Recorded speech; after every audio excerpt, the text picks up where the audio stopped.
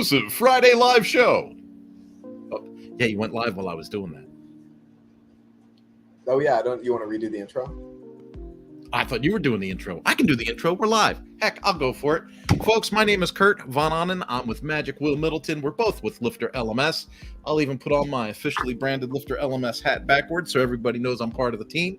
And folks, we are here to help you. This is our pre-sales call for the next hour or so.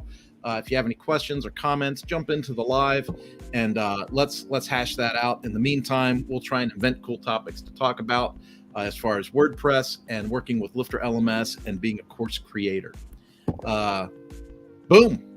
How about that? Boom. Yeah. I guess Boom. The first topic we could get into is when you were talking about with email.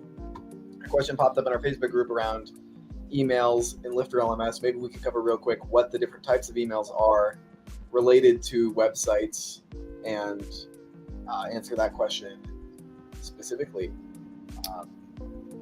And can we just touch on expectations for people that are new to WordPress? Because I think that's where a lot of the confusion actually originates or starts, right? Like you say, oh, I'm going to have a website. You build a website and then you're like, boom, I got a website. And then like you might see like a membership thing. Someone signs up or someone, like in WordPress, you can sign up to be a member or a guest or a subscriber or right? There's all these different user roles. And then different people might get different notifications or emails sent from the site.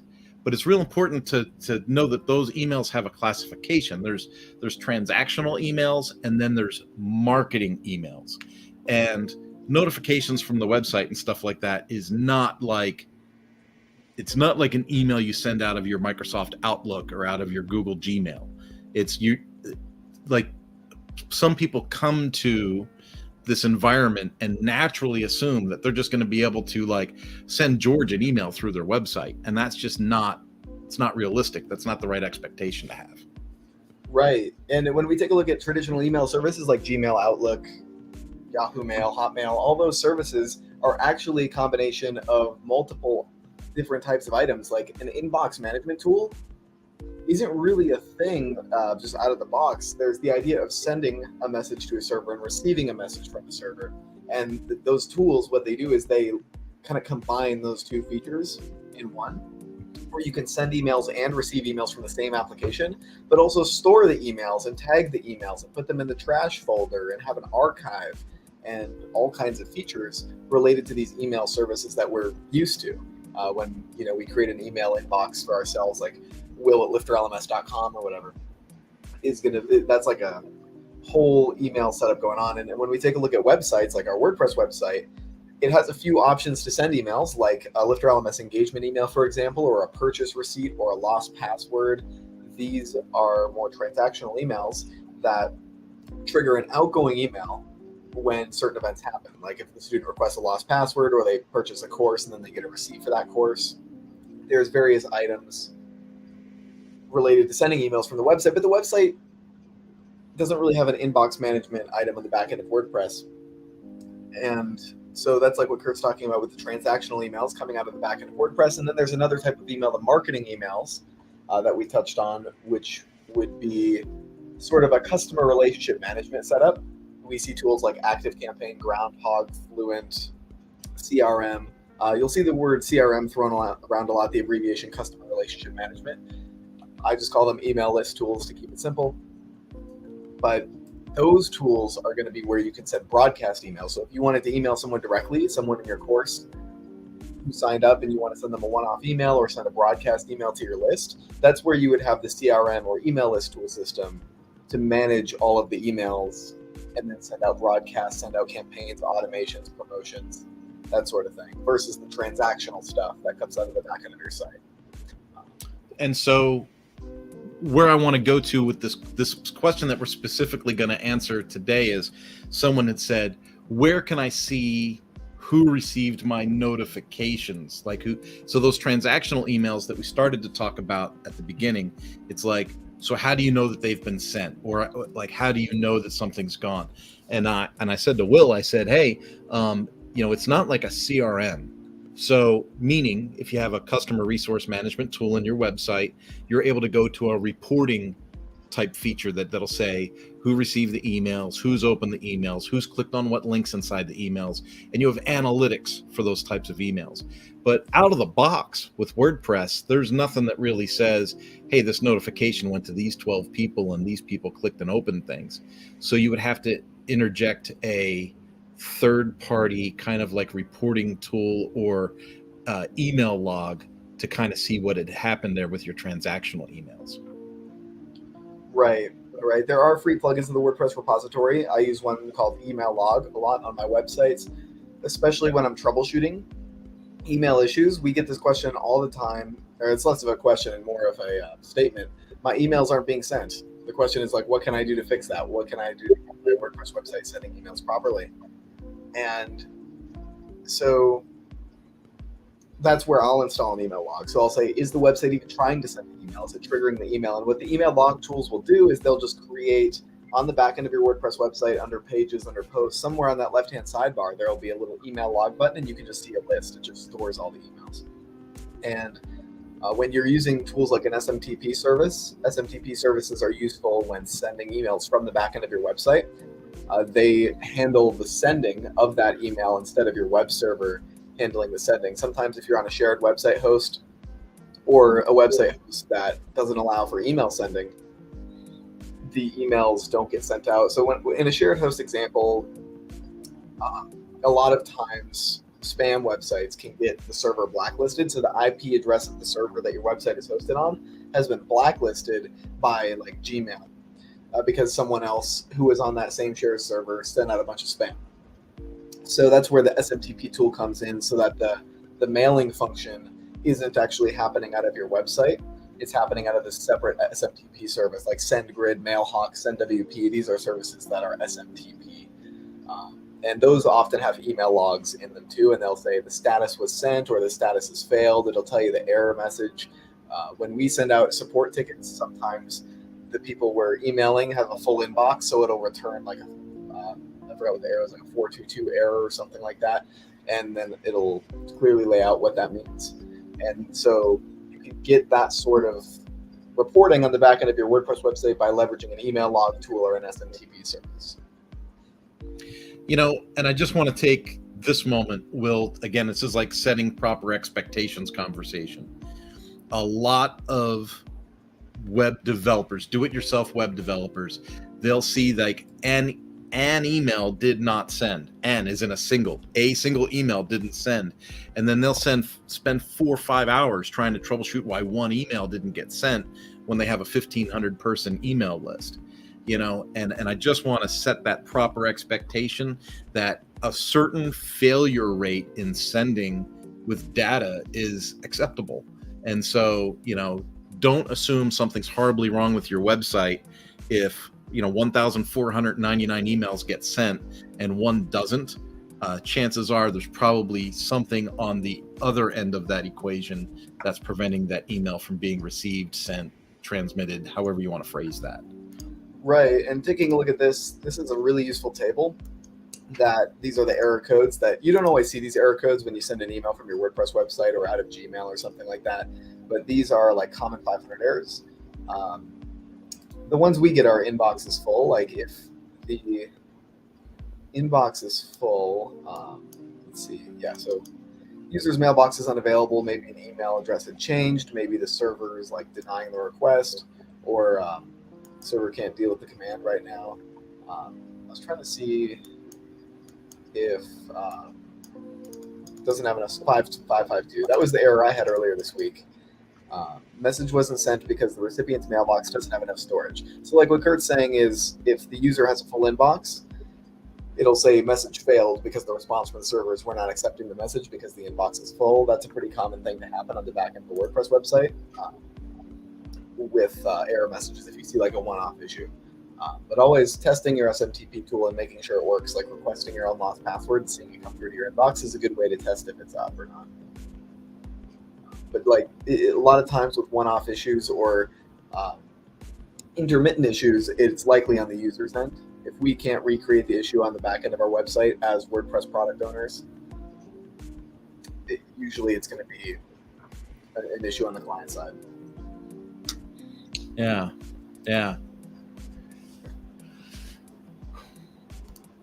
I feel like we've kind of exhausted the email question. I think we did a good job there. Yeah. I just want to encourage people. So many other things happen when you try to depend on your website without an SMPT service to send emails. So like, Will mentioned a bunch, whether it's Elastic Email, Mailhawk, SendWP, SendGrid. I mean, there's just a ton of these resources out there, and they're 10, 15, sometimes $20 a month. But if you're sending any kind of volume out of your website, you definitely want to consider using those tools. And remember, a lot of emails don't get received because depending on the recognition of your root URL being accepted by mail processing. So like Gmail might put you in spam, Outlook might put you in spam, Yahoo might put you in spam. So it's always good, as far as like a best practice anyway, when I onboard people through a site, if I have a CRM tool, one of the first messages in the sequence that goes out is encouraging people to white label that email address. So my email address is based on manananomas.com. So I'll encourage people to white label, Kurt at manananomas.com, so that they always get that email to their inbox and not to their spam. Right. And that's even like the email did get delivered, but the inbox is then doing something else with it. Yeah. We got to be real careful about just because a user says they didn't get an email doesn't mean they didn't get the email. Yeah, sometimes we'll see that issue where like the end user says, I didn't get the email. And then we look on our email log at the status and it says it's sent, it was delivered. And so then like the email inbox server that they're using is doing something else with it. Yeah. But that's where I get back to like setting that right expectation, right? Like you're not going to spend hours troubleshooting that. You're going to just go, okay, well, my system says it was sent. You didn't receive it. I apologize, but check your spam box and that's it. Have a nice day. Yeah. A lot of times I'll have those email issues come in and then we'll just run a test. I'm like, yeah, can you show me the issue, reproduce, like we'll trigger a test email to come through and then it just kind of comes through. There can be like issues with a server maybe being down for 5 minutes or a slow to deliver email, or sometimes servers are slow to deliver these emails. It takes a while if there's a lot of requests going through on the certain server for some sort of action happening. Like if you're on a shared website host and there's other people sending a bunch of emails out of the back end of their website, your lost password might take a few minutes to go through. Or if there's just some other item going on with the server or event going on with the server, that's going to make it slow down. It's a little deep dive into email. Yeah. We have a more of a technical question that's in the Facebook. I don't know if you want to dive in and be technical today or not too much, Will, but Philip wrote, is there a way to collapse a section so that it is more organized?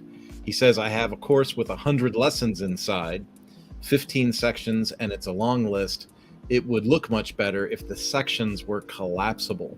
So by default, our syllabus shows the section with a list of lessons underneath it. And what he's looking for is he just wants to have the course with a list of sections, and then the user can expand the sections. Yeah, we can definitely do that with LifterLMS. Let me see if I can pull up a demo site.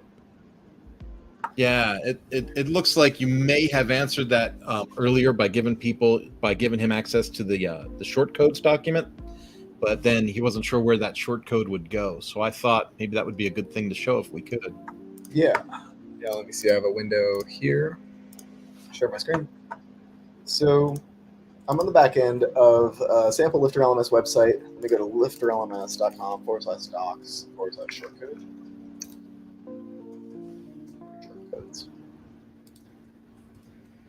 And for everyone watching the call here, let's take a look at the area that we're trying to modify. So over here on the right-hand side, crafting course. Yeah, let me delete that. That was something we had talked about last week. Let's open up a course that has a little more of content on the right-hand side there.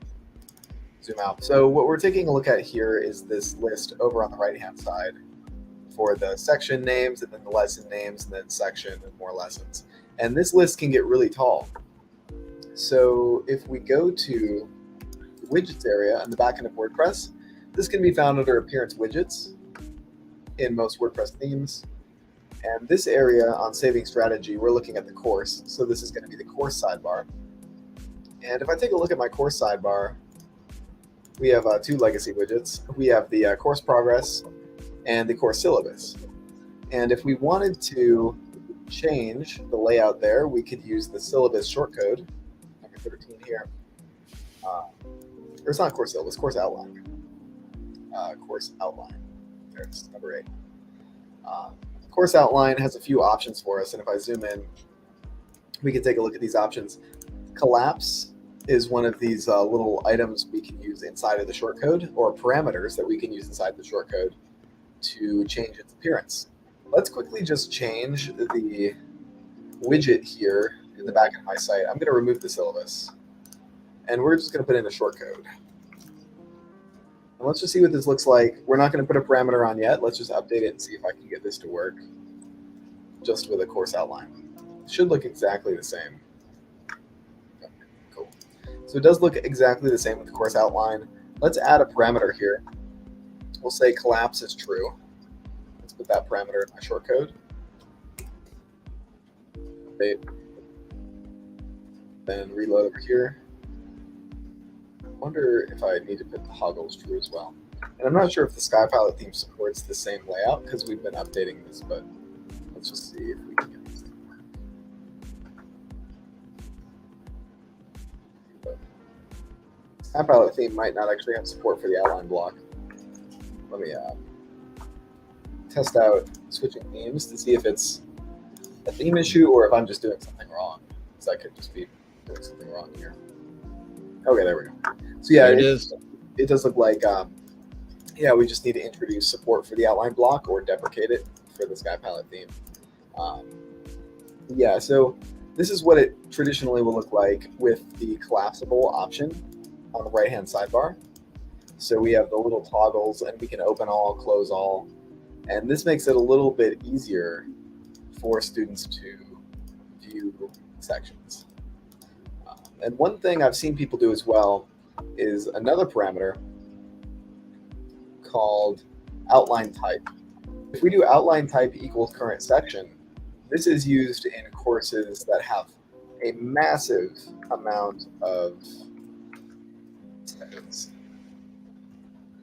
where even the sections are too much to display. So I've seen like 100 section courses, so this list, even collapsed, is too big. So with this parameter for outline type equals current section, it's only going to display the section that I'm currently on. So I'm in the introduction section. So if I complete lesson 1 here, mark complete, it's going to change on my course. I didn't update my lesson sidebar. I would need to do that as well. But now we can see I'm on the instructional content section. And when I go into a lesson, you'll see it looks a little bit different over here, and that's because I need to go back to my widgets area and modify my lesson sidebar. I think one thing a lot of people don't know is that the lesson sidebar and course sidebar are two different sidebars. So we need to make sure if we want the same appearance on both, that we just duplicate the layout of both of these. Well, and then some people would say, well, that's a pain. Why do I have to adjust both? But think about that. We're giving people the flexibility to have the difference in appearance from one environment to the other, right?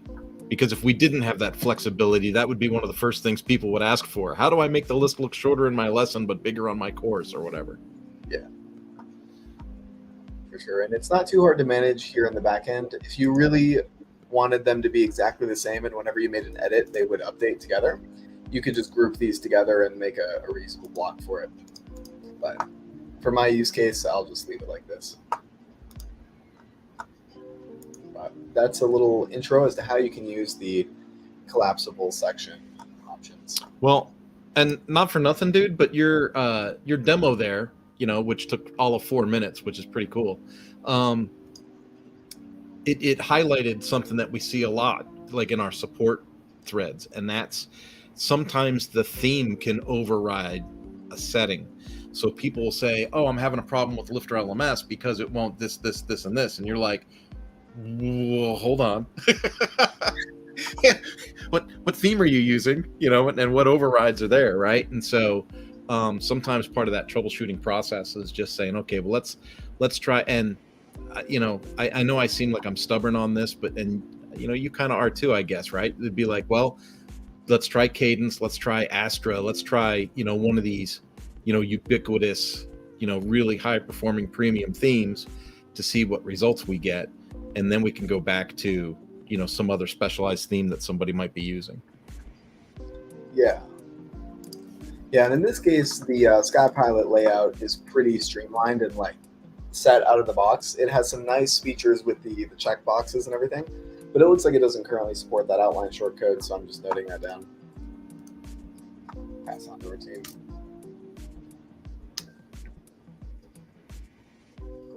Let me jump back over to the YouTube channel. Let's see.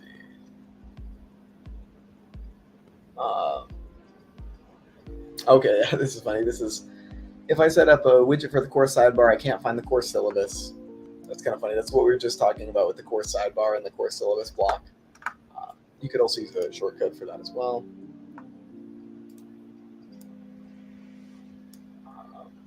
Yeah, I think that's all of the YouTube comments. We got through a lot of them yesterday too.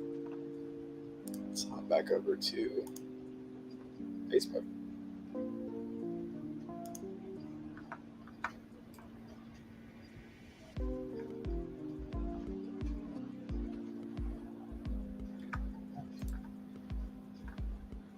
Man, I have a lot of Facebook chats.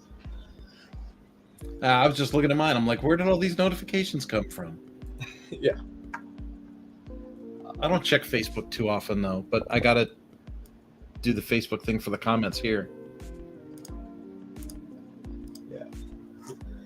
One thing I don't love about Facebook is how it opens up all the messages. So it's like I read it, even though I'm like not trying to go to Facebook to dig through my messages right now. It just has it open, so it's it shows my face that I read the message, even though I'm trying to go to the Facebook group for Lifter. So it's like, now I got to respond to this.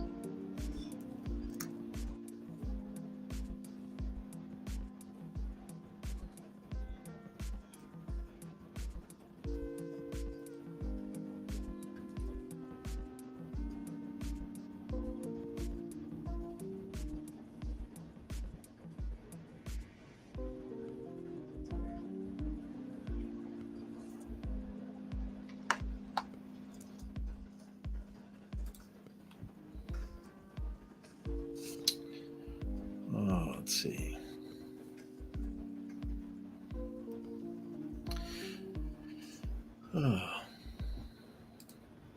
You know what I like about our Facebook page, even though I'm not a big Facebook user? Mm-hmm. That is, look at how many people, I don't know if it comes up on a screen share or not. Does the fly out, does the light box show up on the screen share where it says Kimberly's post? On the screen share here. Yep. Yeah, do you see me scrolling? Yep, I do. Okay. So she puts in here, looking for inspiration on how to present my course catalog. I have a small number of categories that expand into larger lists. So one big list isn't going to cut it. If your game, show me your first page where your group of offerings by category or type. And this is what I like about community, right? So we showed her where the showcase was because, obviously we have a showcase of users with LifterLMS, and she's like, thanks. And then Paul Toby jumps in. Paul's been a great, participant with LifterLMS over the years. And so he's like, maybe group them by color, something like this. And then she's like, the more I look, the more I need a course marketplace. Well, being I make course marketplaces, I probably need to answer her. Then it says, then Jenny jumped in, and Jenny's one of our Infinity users. She's a regular on the mastermind. We haven't seen her in a while, but she used to come all the time. and she says, she has all her courses listed, but has them as categories as well. But just look at all the feedback, dude. Here's one that I put in. This is from actionleadershipteam.com, because I have courses on that site divided by category. And then, Chris jumps in with, here's some more examples. And so somebody jumps into our page, asks, what seems like a simple question, and, gets community input all the way around. I just think it's really cool. And like I said, I'm not a big Facebook user, but it's just cool to see the activity that's within that page and the support in the community. Right. Yeah, there's a lot going on inside of that page as far as community. A lot of people just innately using Facebook, so the group ends up working out pretty well. That's something me and Chris were talking about earlier, or related to something me and Chris were talking about earlier on a podcast, which was the idea of where people are spending their energy. Like, people are already deciding to spend energy on Facebook, and so that's why the Facebook group community is pretty strong with Lifter, where we do also have like LinkedIn, Twitter, Twitch, YouTube. I said LinkedIn already. We do have platforms in other places, including the comments on our blog posts and other areas.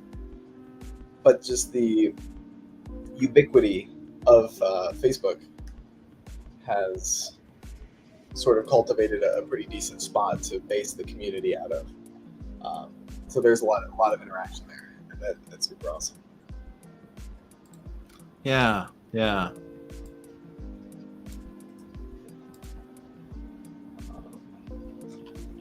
See, and that is a challenge a lot of course creators run into when building a successful online course site and building community and finding students, is they try to build a community in their own website,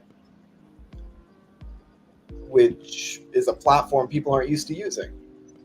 People don't come to my academy.wpcourseguide.com website regularly to look for questions and check for entertainment and hang out. Even though I have some educational content on there, I didn't really try to turn it into a community because I didn't want to work on managing and cultivating that community. But I think getting people into like a Facebook group or a group where they can chat with each other and discuss different questions is a challenge a lot of course creators run into, especially when they're stalling out at maybe the 100 student mark.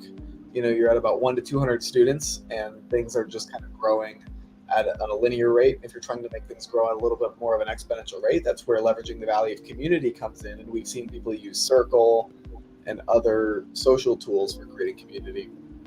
Yeah. Circle, Mighty Networks, Buddy Boss. Buddy Boss has been interesting. I have a site with Buddy Boss in it. And right when Twitter was getting sold, everybody was threatening to go to Mastodon and Discord and all those other things. And so I was like, I'll do a Buddy Boss site. We'll see if anybody uses it. Yeah, nobody uses it. Yeah, it's hard to attract an audience to something new.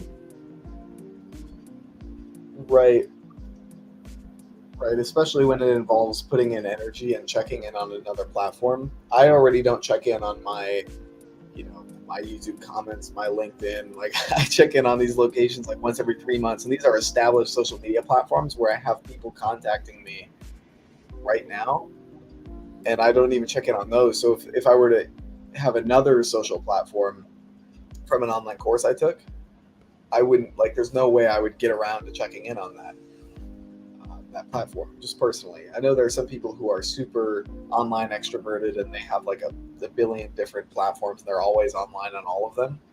And I can't really get too strong with that, unfortunately. I just haven't gotten there yet. And Slack is another one. Slack is another popular one where there are people checking in and giving likes, and Discord is another one. There's all kinds of these social channels that we sort of carve out in different niches. But I only have a few social channels. The easiest way to talk to me is just in person, or to get information. It's amazing how many people forgot how a phone works. Right. My text messages. Yeah.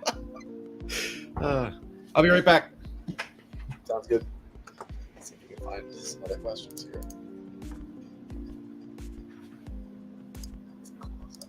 Chats. This question, give that a like.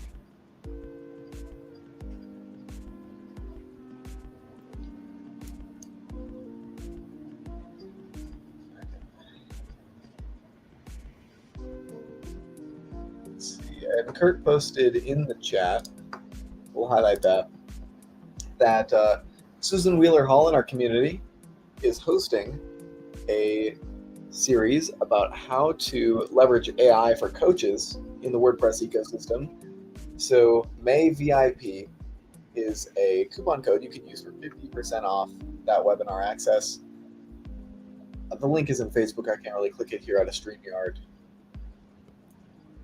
But check that out, susieweb.com for the webinar access. She put together a beautiful page with Elementor and Skypilot, the new LifterLMS theme, to promote the AI for coaches training. Leveraging AI as a part of a business for online courses, coaching, memberships, etc. is a hot topic right now. And so this is a great way to learn a little bit more about training AI on your content as a coach and helping it or using it as a tool to help your audience better understand your content. I was just highlighting a little bit of Susan's upcoming webinar series. She's going to rock the house, man. She's really fun. For sure. Let's see. Her and I were just talking the other day. We had a Zoom call together. She's fun.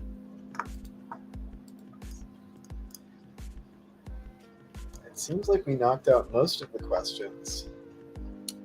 There's another one here I found. One of my potential students can't join my membership. The system said the credit card is expired, but it isn't. How do you deal with that? I've never heard that before. I would think it's a specific use case issue, like, and is the best place to ask. The credit card is expired, but it isn't. I assume that in this case, we're talking about the LifterLMS Stripe gateway. It could be authorized.net that can also process credit cards, or even WooCommerce connected to any other credit card processor.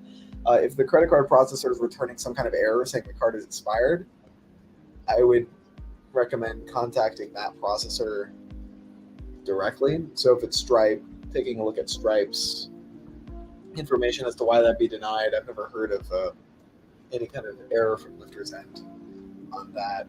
Let me type out that answer real quick here in the group.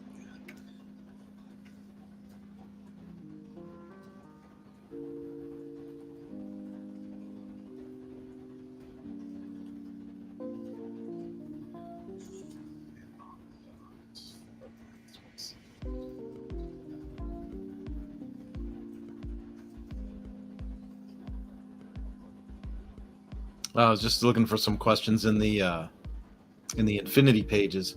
Looks like we're doing really well. It's keeping that caught up. Yeah.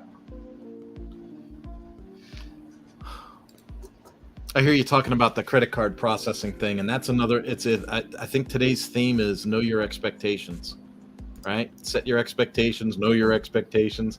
Like if it comes back credit card expired and 400 other people have, purchased your membership, it's not a problem with your site's processing of credit card data.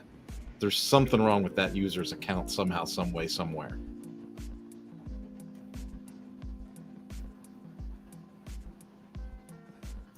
I know there was an issue with, and this was related to a payment gateway, a LifterLMS user in Canada, Nick Osborne. A long time ago, I bought his course. This was like five years ago, and it kept denying my payment, and it didn't return an error message or tell me why. But it was because he's in Canada and I'm in the US, and my Discover credit card wasn't allowing me to make an out-of-country purchase. And so, that was the solution to this like hour-long journey of like, why isn't this card working? Let me try a different card. Let me try this or that. It ended up being that my credit card provider was denying this payment because it was being made out of country, even though I'm paying online, of course. So that's what it boiled down to. So there can be all kinds of reasons that financial institutions deny payments. And so it's probably more likely something underlying like that related to the processor for that specific card. Yeah, Yeah, and that takes me right back to, you can't put yourself in the position of trying to troubleshoot and find the root cause for every, seemingly failed thing that could possibly happen on your website. Like at some point you have to go, okay, I've got a really high success rate with all these other transactions. I'm just going to take this as a user issue or an anomaly or something like that. Yeah.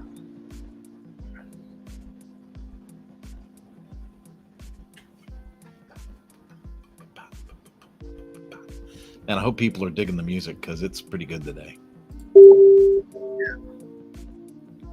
Was that you? Did you just make that weird noise? Yeah, that was my Facebook Messenger.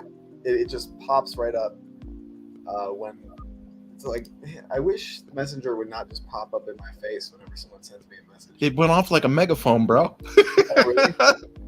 People at home are like, "Did you hear a gunshot?" No, that was just Facebook Messenger. Yeah, so you got mail. Those were the days. Those were the days. Do do do do. Beep beep beep. Yeah, the dial-up sound. We could do got mail. A little bit of an intro with all those old sound effects, and then like the star animation between slides, the transition. Yeah, we need to put a LifterLMS like little, 20-second bumper into our StreamYard so we could start being all pro, like, Kurt and Will, let's launch the show, and then have like a spinning logo and confetti bomb go off, and then be like, "Hi." Yeah, just to bring the energy up at the start of the call, and then we could do like an outro too. Yeah.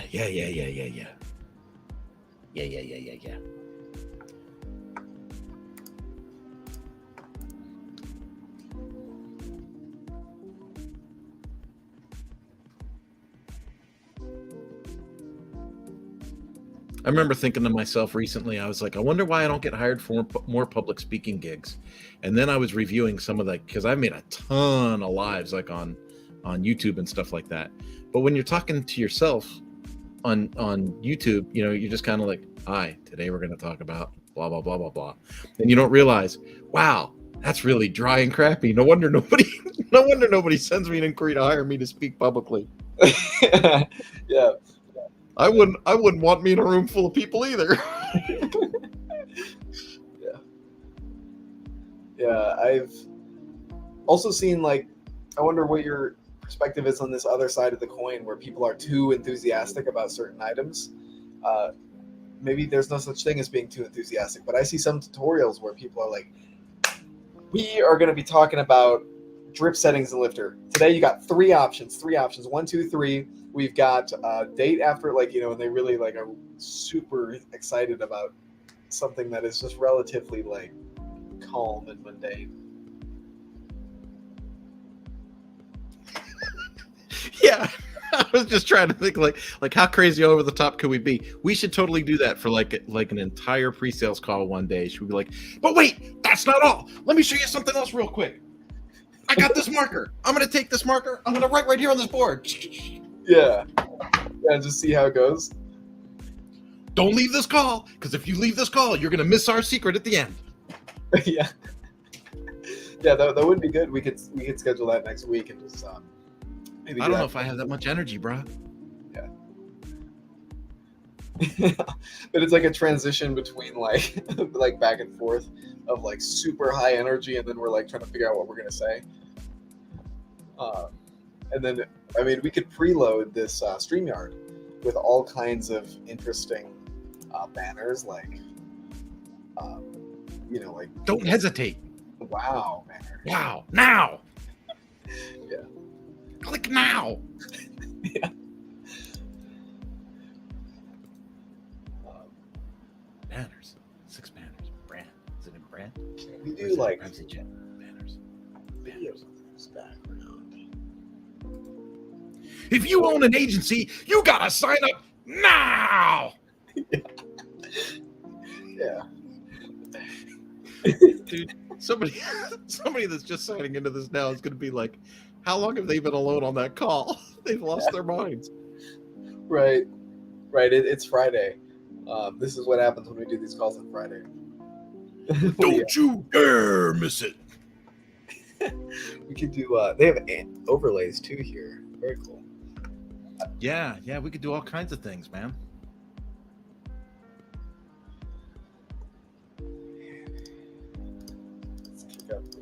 In the Mañana No Mas StreamYard, I have a little.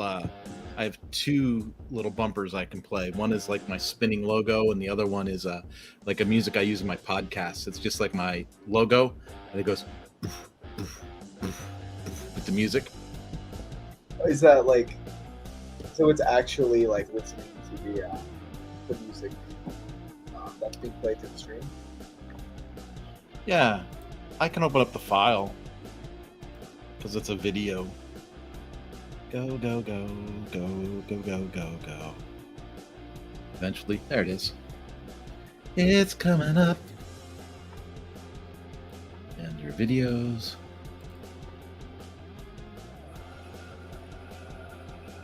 Put it there.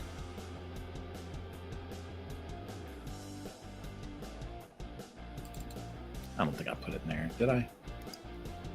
I did put it in there. All right. So, pause. So, I think I have to stop my screen share. And I think I have to redo my screen share. So I can pick a different window. It's this one. All right. So, you see it? Yep. And so, when I play it, I don't know if you can hear it or not. I can't. But so does this play inside of StreamYard somehow? Yeah. So what I do is I take that video file and I put it in under loop where it says video clips. Yeah. I install it there, and then when I go to start my live show, I'm like, "Hey, let's do this thing." And then I click that to play, and it goes boom, boom, boom.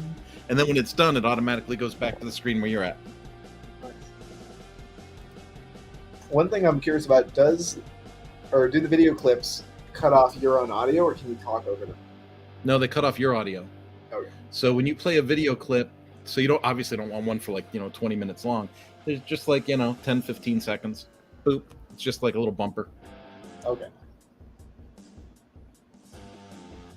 We could have a raise the roof video clip moment where we answer a question and then we have a GIF of just something like that. One of these days I'm going to lean back like that and my stool's going to break and I'm going to fall flat on my butt. Right on screen. Well, that's good we're recording it though, so we'll turn it into a clip. Yeah, because this chair that I use is an absolute piece of junk. It's falling apart right between my it's all flopping around. Yeah. And it'd be a good story if you don't get injured. I don't know.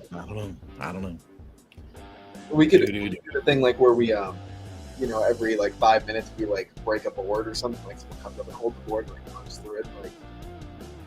For every new sale we get on this call, we're gonna smash one board with our heads. It's bam. It's bam. There's this car sales company on LinkedIn. Every time they make a sale, they bang a gong somewhere. Right. And so they carry this gong all over the city to baseball games and hockey rinks and shopping malls and everywhere. And then they make a big thing, guy runs across the field or whatever and throws the mallet at the gong, and it's kind of funny.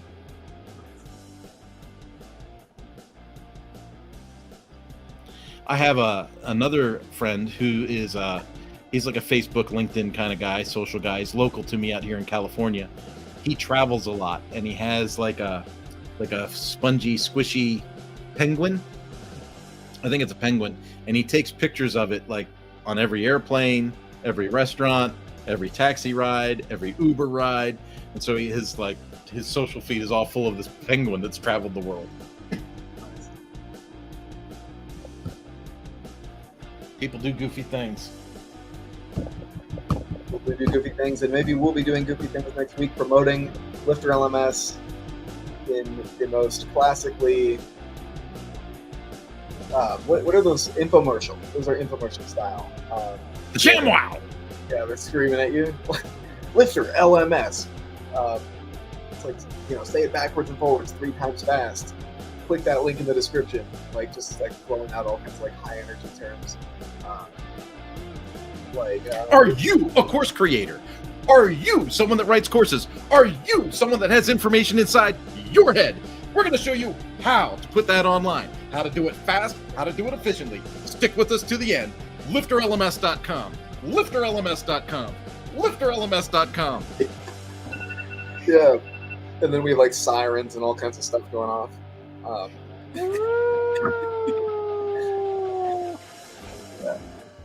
Dude, I got the lights from my ambulance right here. Oh, nice. You could put them like on the wall. Well, we could wrap it up for this week's call. I got to jump to another one here in 5 minutes. I'll grab a bio break real quick. But next Wednesday, let me confirm the time real quick. I think it's... No, not Wednesday. Yeah, we'll do it Wednesday. We'll do it whenever. We'll send you an email. We'll figure it out, and we'll send you an email. LifterLMS infomercial live. Leave any comments on the video here, wherever you see it, Facebook, YouTube, Twitter, LinkedIn, Twitch, and we will see you next week. Signing out, Will Middleton, Kurt von Ahnen from LifterLMS. Have a great week.